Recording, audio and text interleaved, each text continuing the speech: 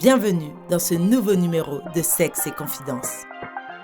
Aujourd'hui, on vous emmène en Martinique, l'île aux fleurs qui se situe au cœur de la mer des Caraïbes. Une île riche en culture et tradition qui nous offre de merveilleuses plages et des paysages naturels et exceptionnels. Dans ce numéro, nous sommes partis à la rencontre d'Emeric, Alison, Angélique et Kéran, des adolescents qui nous parlent de la sexualité. Prévention, contraception, amour, ils nous disent tout. Bienvenue dans Sexe et Confidences.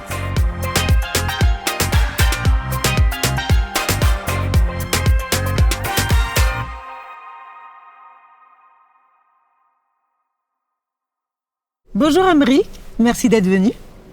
Donc je vais commencer par te demander qu'est-ce que pour toi la sexualité ? Eh bien pour moi la sexualité c'est un peu tout ce qui se rapproche du sexe, tout ce qui est en rapport avec le sexe. Et est-ce que on t'en parle à l'école ? Pas vraiment, ça arrive que très rarement en fait. Vous n'avez pas de cours où on vous apporte une éducation sexuelle ? Ça peut arriver, mais dans ma scolarité, je crois que c'est arrivé seulement 1 ou 2 fois. Et je suis en seconde. Donc là, t'es en seconde ? T'as quel âge ? J'ai 15 ans. D'accord. Est-ce que tu arrives à en parler avec tes parents ? Alors, oui, mais de façon exceptionnelle et ça dépend le sujet. Il y a des sujets que tu n'arrives pas à aborder ? Oui. Qui est-ce qui est gêné ? Toi ou eux ? Non, c'est moi. D'accord. Pourquoi ? Je sais pas, je suis pas à l'aise avec ça. Est-ce que tes parents essaient de t'en parler ? Ils essaient de m'en parler et ils essaient surtout de m'inciter à en parler avec eux. Ah, ça c'est super. Mais toi, le blocage vient de toi. Oui. Est-ce que si tu as des questions, si tu as besoin d'informations, du coup, où est-ce que tu vas les chercher ? Je peux aller voir mes parents, mais de façon exceptionnelle. Et sinon, soit auprès d'un autre de mes proches, de mes amis ou bien sur Internet. Avec tes amis, vous en parlez facilement ? Oui, beaucoup plus qu'avec mes parents. C'est plus facile. Oui. Est-ce que tu n'as pas peur qu'il y ait une désinformation avec tes amis, vu que vous avez le même âge et du coup, ils ont eu les mêmes cours que toi, donc très peu d'éducation sexuelle. Tu n'as pas peur d'aller, en allant chercher les informations par toi-même, de ne pas avoir les bonnes réponses ? Si, peut-être. C'est pour ça que je prends pas non plus trop ça au sérieux. La plupart du temps, c'est juste pour des délires. Donc, si j'ai vraiment besoin d'informations, je sais pas, peut-être juste sur Internet que je vais aller chercher. Quel est pour toi l'âge idéal pour un premier rapport ? 15 ans. Ah, 15 ans. Pour toi, c'est l'âge où on a une maturité, où on sait où on va ? Oui, je pense oui. Est-ce que tu penses que pour son premier rapport, on a de l'appréhension ? Oui, c'est sûr, puisqu'on ne sait pas vraiment à quoi s'attendre, donc c'est un peu normal qu'on ait un peu peur. D'accord. Et tu penses que cette peur, on pourrait la diminuer comment ? En se renseignant sur le sujet. On doit se protéger ou pas pour sa première fois ?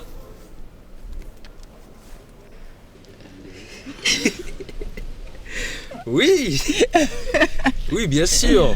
Il faut se protéger, c'est très important. Et pourquoi c'est important, justement ? Pour éviter d'attraper une maladie sexuellement transmissible. Très bien. Est-ce que tu aurais des exemples de maladies sexuellement transmissibles à me donner ? Autres que le sida, soit le VIH. Je sais pas. Je sais pas. Parce que, est-ce que tu es d'accord avec moi quand je te dis qu'il n'y a pas que le VIH comme maladie sexuellement transmissible ? Ah oui, ça je sais, oui, mais j'ai pas d'exemple qui me vient. Et comment on peut se protéger ? En mettant, par exemple, un préservatif. Oui. Pour homme ou pour femme. D'accord. Ah, donc déjà, c'est très bien. Tu sais qu'il y a des préservatifs pour femmes. On n'en entend pas beaucoup parler, mais il y en a, effectivement. Est-ce que pour toi, le préservatif, il va servir qu'à se protéger des maladies sexuellement transmissibles ? Non, ça ne sert pas qu'à ça, puisque ça peut aussi éviter d'avoir des enfants. D'accord, de procréer. Quel autre moyen pour se protéger ? La contraception. D'accord, très bien. T'en connais une ? La pilule, après je sais pas comment elle s'appelle. C'est déjà très bien, la pilule. Préservatif, la pilule. Super, l'implant aussi. Je vais te poser une question un peu plus profonde. Est-ce que pour toi, la femme est toujours obligée d'avoir un orgasme ? Non. Si je préfère, hein, perso, mais non. D'accord. Très bonne réponse. Combien de temps doivent durer les préliminaires?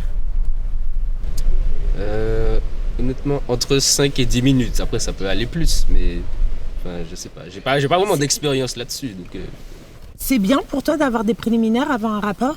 oui, Est-ce que tu sais ce que c'est un préliminaire? oui. Qu'est-ce que c'est pour toi?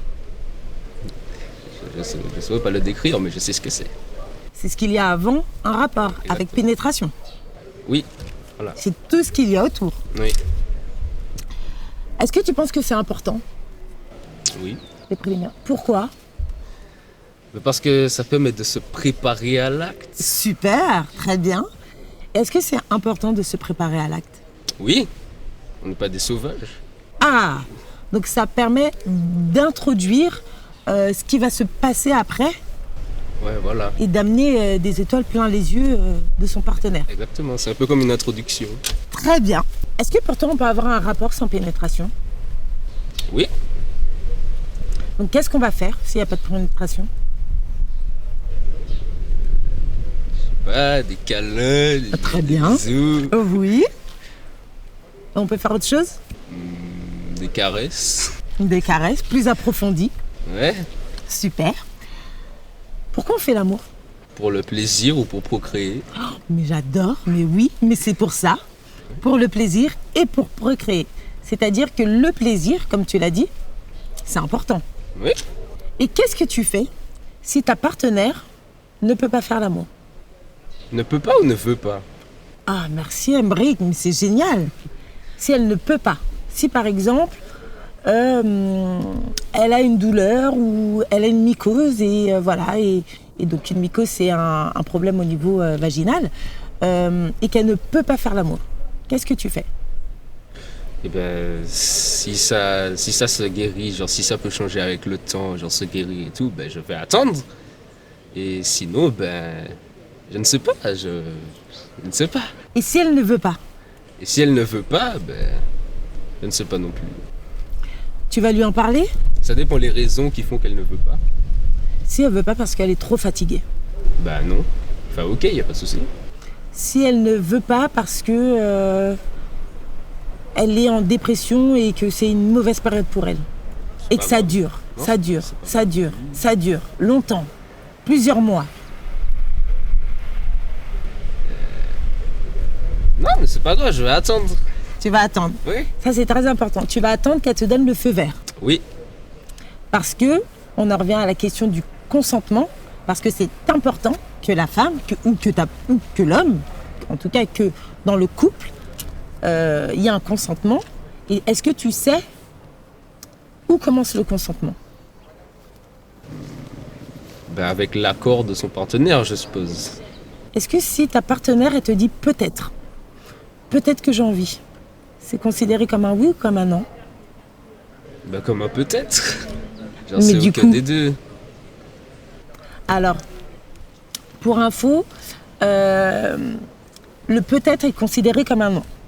C'est-à-dire que il faut vraiment avoir le oui pour être sûr que ton partenaire, ton partenaire, a donné son accord. Est-ce que pour toi, les hommes et les femmes, ils ont le même désir? Non. Non, non. Tu peux m'en dire plus? Ben non, parce que les hommes et les femmes sont très différents. Donc c'est un peu normal qu'ils n'aient pas le même désir et que ce soit des choses différentes qui leur font plaisir. Et qu'est-ce qui est différent chez l'homme et la femme? Bah, la mentalité, le sexe, et puis physiquement aussi, et puis d'autres choses auxquelles je pense pas forcément. Et la mentalité? Quand tu dis mentalité, tu penses à quoi? Je pense à la façon d'être, la façon de se comporter. Parce que bon, on va pas se mentir, les femmes sont un petit peu mystiques. Donc les femmes sont un peu bizarres, pourquoi? Parce que elles ont des manières, je sais pas exactement comment décrire, mais ça peut être chiant. Tu des peux fois. dire avec tes mots. Hein. Non, vas-y, exprime-toi. Ben, déjà, ça dépend de quelle femme on parle. Genre, si c'est une relation mère-fils ou bien entre partenaires. Entre partenaires. Et ben entre partenaires, la jalousie par exemple. D'accord. Ça peut être un frein à la sexualité? Oui, ça peut. Je vais te montrer ce dessin. Est-ce que tu saurais me dire qu'est-ce qui est là? Là, La deuxième flèche. c'est pas le... Non. C'est le clitoris. Et là, Là, c'est le point G. le point G. Oui. C'est quoi pour toi le point G? Alors, je suis pas sûr, mais il me semble que c'est un point, quand on l'atteint, ça fait la femme avoir un orgasme. Mais je suis pas sûr. D'accord. Et ici? Ça, c'est l'anus. Très bien. C'est pas mal. Merci Aymeric d'avoir pu permettre à nos chers auditeurs d'entendre ton témoignage. Merci pour ces échanges. Et je te dis à bientôt. À bientôt.